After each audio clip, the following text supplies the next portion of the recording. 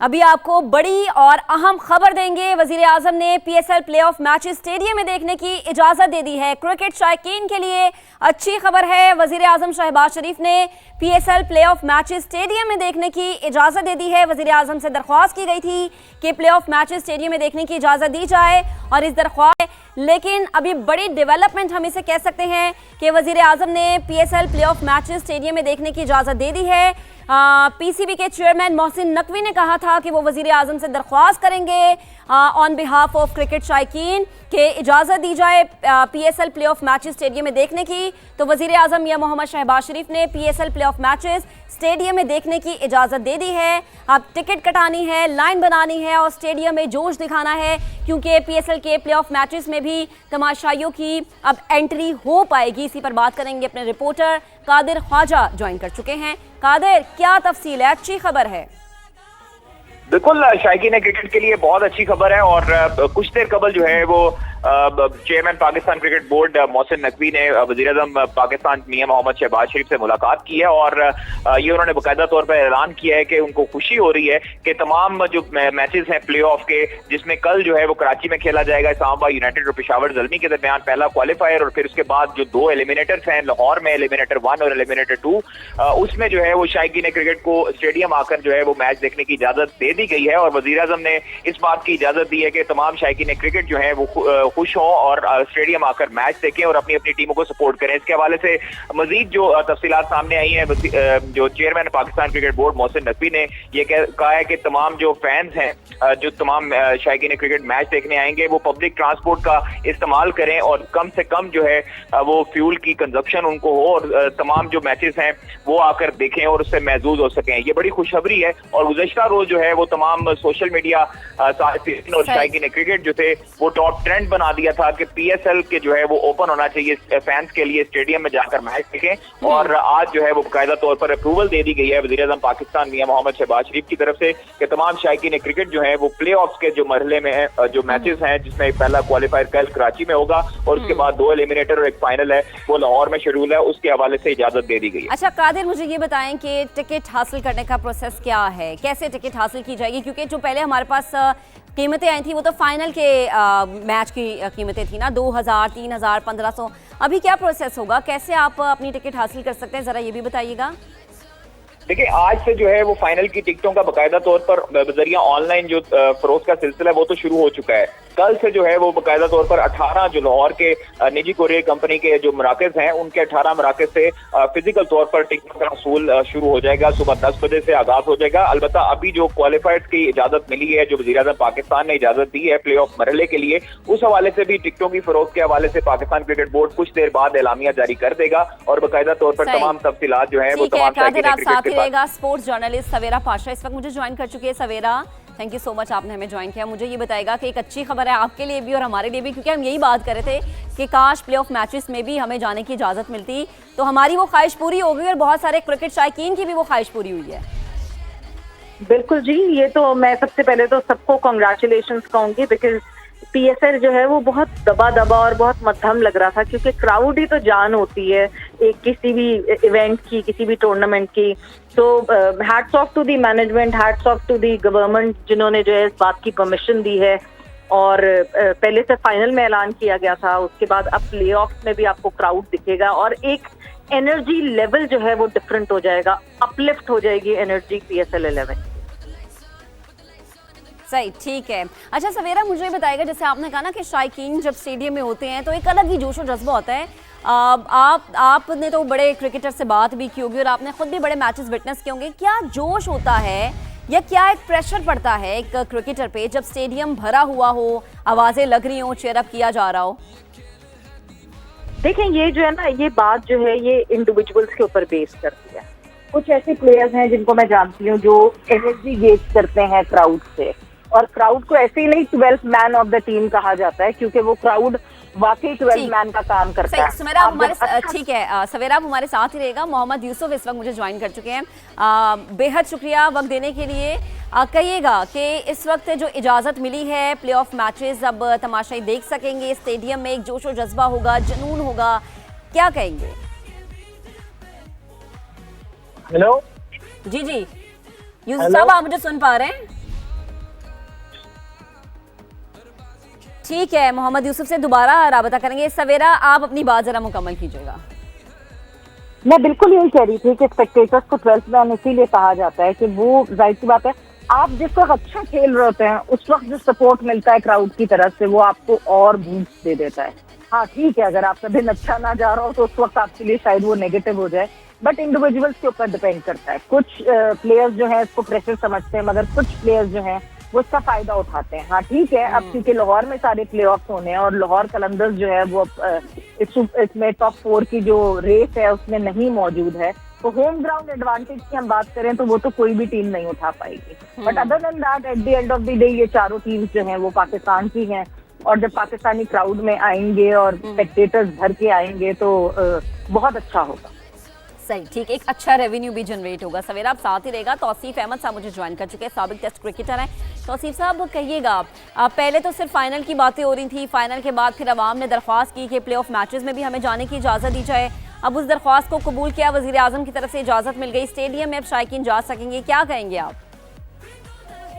यह बड़ी खुश आइंद बात है। मैं समझता हूँ ये तो एक ऐसी मुश्किलात थी जिसकी वजह से ये कुछ हो गया, वरना तो कोई भी नहीं चाहता, और हमारी आवाम को बिल्कुल इसका हक है तो वो जरूर मैच देखें। लेकिन कुछ प्रॉब्लम जैसी आ जाती है इसमें गवर्नमेंट जो है वो मजबूर हो जाती है और सबके सामने, और तो ये जबरदस्त डिसीजन लिया है। और कल ही ये बात हुई थी और मेरा ख्याल है कि ये हमारी क्रिकेट को और बेहतर करेगा। आवाम जाएं, अपना जाके आराम से देखें मैच और अप्रिशिएट करें इस हमारे इवेंट को, यानी हमारी ये जो लीग है इसको अप्रिशिएट करें, बताएं दुनिया को कि भाई हम ऐसे। हाँ ये जरूर है कि अब लेने मच्छी भी होगी, किसको कहा जाता है, कितने टिकट ले लो, पासों की मार होगी, सब पास दो और सब कुछ करो, तो ये होगी। लेकिन बात बहुत खुश आइंद बात है, मैं समझता हूँ। ठीक है तौसीफ साहब, आप साथ रहेगा। मोहम्मद यूसुफ, साबिक कप्तान, मुझे दोबारा से ज्वाइन कर चुके हैं। यूसुफ साहब, बेहद शुक्रिया वक्त देने के लिए।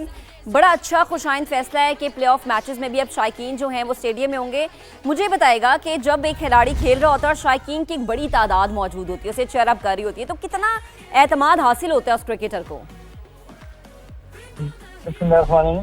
नहीं, ऐसा ही है जब आप होम ग्राउंड में खेल रहे होते हैं और अपनी सारे लोग बैठे होते हैं और आप फिर तो पूरी दुनिया में पाकिस्तानी देख रहे होते हैं कि ग्राउंड में देख रहे होते हैं, उसका एक अपना मजा भी होता है।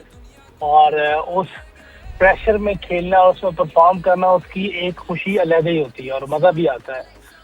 मेरा ख्याल है कि गवर्नमेंट ने बड़ा जबरदस्त फैसला किया। मियां शहबाज शरीफ साहब ने खराज तहसीन पेश करते हैं उनको, तो उन्होंने हालात जो भी थे जिसकी वजह से बंद किया था, लेकिन इसके बावजूद उन्होंने इन मैचेस में इजाजत दी है, तो ये एक अच्छी चीज है। और एक तो खुद भी वो क्रिकेट को पसंद करते हैं, स्पोर्ट्स से लगाव रखते हैं, तो ये अच्छा उन्होंने एक इनिशिएटिव लिया। ठीक, सही। यूसुफ साहब, ये फरमाएगा जो स्पेशली पहली दफ़ा PSL खेल रहे हैं या गैर मुल्की खिलाड़ी पहली दफ़ा पाकिस्तान आए हैं, उनके लिए या उनकी परफॉर्मेंस, क्योंकि जाहिर सी बात है कि जब आपका नाम पुकारा जा रहा हो पूरे स्टेडियम में तो आपको एक वैसी ही एनर्जी मिल रही होती है, तो उनके लिए कितना ज़रूरी था कि शायकीन मौजूद हो? ये तो एनर्जी तो बहुत मिलती है, इसमें तो कोई शक नहीं कि जब आए होते हैं, शोर डाउन होता है, इसका अपना एक मजा है। लेकिन इसका परफॉर्मेंस में कोई ताल्लुक नहीं है। परफॉर्मेंस आप चाहे ग्राउंड में कोई भी ना हो, चाहे सारा स्टेडियम भरा हो, जिसने अच्छा खेलना वो खेलेगा, और जिससे नहीं खेलना चाह रहा वो, अगर इस पर कोई वो लेना चाह रहा जी कोई था है तो इसलिए नहीं हम कर सके, वो गलत है। ये तो गेम है, आपने हर हाल में परफॉर्म करना है, चाहे स्टेडियम अपोजिशन के सारे लोग आए हों। जैसे हम इंडिया में खेलते थे, उधर एक भी क्लैप हमारे लिए नहीं होती थी, फुल स्टेडियम होता था, लेकिन हम खेलते थे। हमसे पहले जाके भी लोग खेलते थे, तो ये एक और चीज है, ये एनर्जी जरूर मिलती है, लोग आए होंगे, मजा आएगा, शोर शराबा होगा। ये क्रिकेट है ही है ना, एंटरटेनमेंट है T20। एग्जैक्टली। तो इसमें लोग आएंगे तो बहुत अच्छा लगेगा, लोग आएंगे तो ये और मजा आएगा, तो बाला हो जाएगा मजा। ठीक है, मोहम्मद यूसुफ, सवेरा पाशा और तौसीफ अहमद साहब मुझे ज्वाइन किए हुए थे, आप तीनों का बेहद शुक्रिया। खेल के मैदान से जुड़ी एक और खबर यह है कि इंग्लैंड की क्रिकेट टीम पाकिस्तान ने वनडे ट्राई सीरीज खेलने पर आमादा हो गई है। जरा ये बताते हैं कि ट्राई सीरीज में पाकिस्तान, श्रीलंका और इंग्लैंड की टीमें हिस्सा लेंगी। अक्टूबर और नवंबर में होने वाली सीरीज की तारीखें जल्द तय कर दी जाएंगी। ट्राई सीरीज 2027 के आलमी कप की तैयारियों का हिस्सा होंगी। तो आपको अपडेट कर रहे हैं कि इस वक्त ट्राई सीरीज के बारे में बात हो रही है कि इंग्लैंड की क्रिकेट टीम पाकिस्तान में वनडे ट्राई सीरीज खेलने पर आमादा हो चुकी है। जरा ये बताते हैं कि ट्राई सीरीज में पाकिस्तान, श्रीलंका और इंग्लैंड की टीमें हिस्सा लेंगी।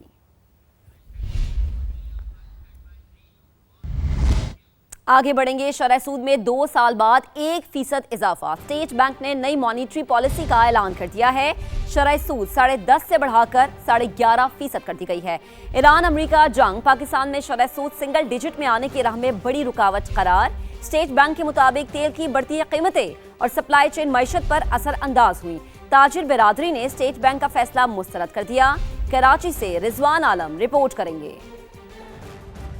स्टेट बैंक ने बुनियादी शरह सूद पर अपनी पॉलिसी में बड़ी तब्दीली कर दी। बुनियादी शरह सूद 10.5% से बढ़कर 11.5% हो गई। फैसले को दुरुस्त करार दे रहे हैं।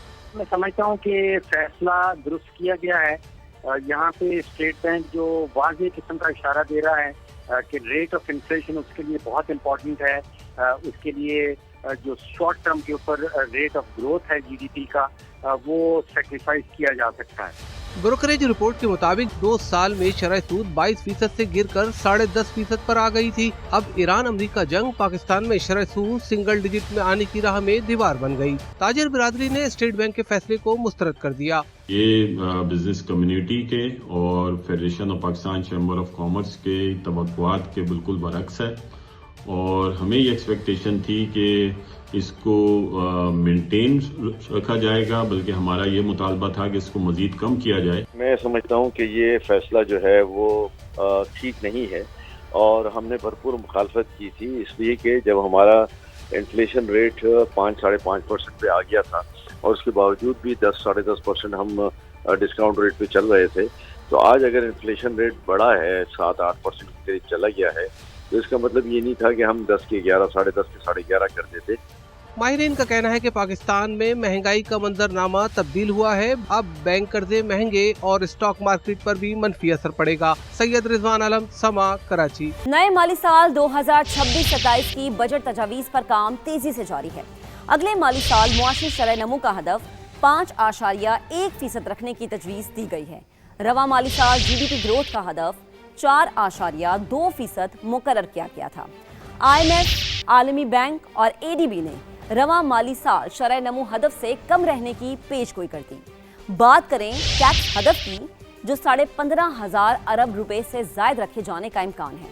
रवा माली साल टैक्स हदफ 14,131 अरब रुपए मुकर्रर किया गया था।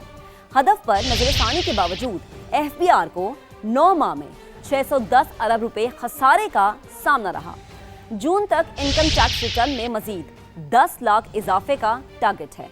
अगले साल मार्च तक गोशवारों में मजीद 7.5 लाख इजाफे की तवक्को की जा रही है।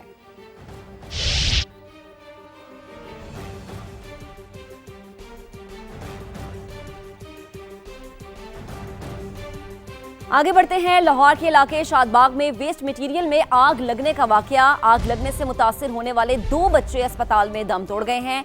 अफसोसनाक खबर है लाहौर से, आपको अपडेट करें। लाहौर का इलाका है शादबाग, जहां पर वेस्ट मटेरियल में आग लगने का वाकया पेश आया और आग लगने से मुतासिर होने वाले 2 बच्चे अस्पताल में दम तोड़ गए हैं। आपको अपडेट करें कि 2 बच्चे हैं जो कि मुतासिर हुए थे। 6 साल की अलीजा और 2 साल का बच्चा बताया जा रहा है, जो कि दौरान इलाज दम तोड़ गए।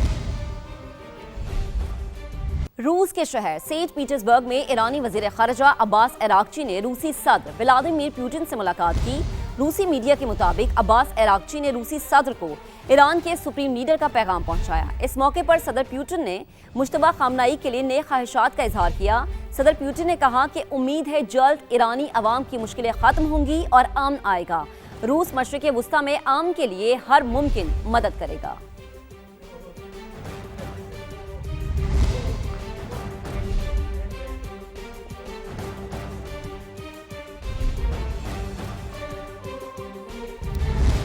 ईरान ने आबना हुर्मुज़ दोबारा खोलने और जंग के खात्मे के लिए पाकिस्तान के जरिए अमेरिका को नई तजवीज़ पेश कर दी है।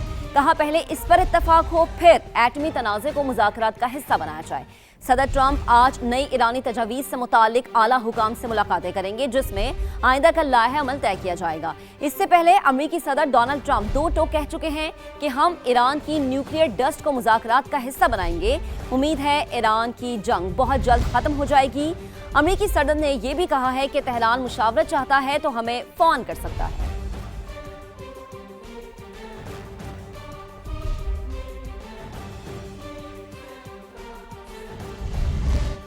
ईरान की नई शराइत में आबने हुर्मुज़ की बहाली और समंदर में अमरीकी नाकाबंदी का खात्मा अहम मुतालबात हैं। जानने की कोशिश करते हैं कि अमेरिका ने समंदर में कहां-कहां पहरा बिछा रखा है। वैसे तो अमेरिकी नेवी अपने जंगी जहाज़ों के दुरुस्त मकामात को खुफिया रखती है, लेकिन महदूद इत्तलात के मुताबिक ज़्यादातर अमेरिकी जहाज़ खलीज ओमान में तैनात हो सकते हैं, जहां से आबने हुर्मुज़ के बाद खुला समंदर शुरू होता है। अमेरिकी बहरी बेड़े USS अब्राहम लिंकन की आखिरी मालूम लोकेशन 11 अप्रैल को सामने आई थी, जब वो ईरानी साहिल से 200 किलोमीटर दूर खलीज ओमान में मौजूद था। सैटेलाइट तस्वीर के मुताबिक अमेरिकी बहरिया के 2 गाइडेड मिसाइल डिजास्टर्स भी बहरी बेड़े के साथ समंदर में मौजूद हैं। सेंटकॉम के मुताबिक नाकाबंदी में 12 जंगी बहरी जहाज और 100 से ज्यादा लड़ाका और निगरानी करने वाले तैयारे हिस्सा ले रहे हैं, जो ईरानी बंदरगाहों से रवाना होने वाले जहाज़ों की सैटेलाइट के जरिए निगरानी करते हैं और खुले समंदर में पहुंचते ही इन जहाज़ों को रोकने की कोशिश करते हैं। अमेरिकी नाकाबंदी के बावजूद 40 लाख बैरल ईरानी तेल लेकर ऑयल टैंकर आबने हुर्मुज़ से गुजरने में कामयाब हुआ। शिपिंग डेटा के मुताबिक ये ऑयल टैंकर्स 24 अप्रैल को खलीज फारिस से गुजरे। आज अमेरिकी अफवाज ने 6 ईरानी ऑयल टैंकर्स का रास्ता रोका, जिन पर 10.5 मिलियन बैरल तेल मौजूद था, जबकि 24 घंटे के दौरान 7 बहरी जहाज आबने हुर्मुज़ अबूर करने में कामयाब रहे, जिनमें बल्क करियर्स और कार्गो जहाज शामिल थे।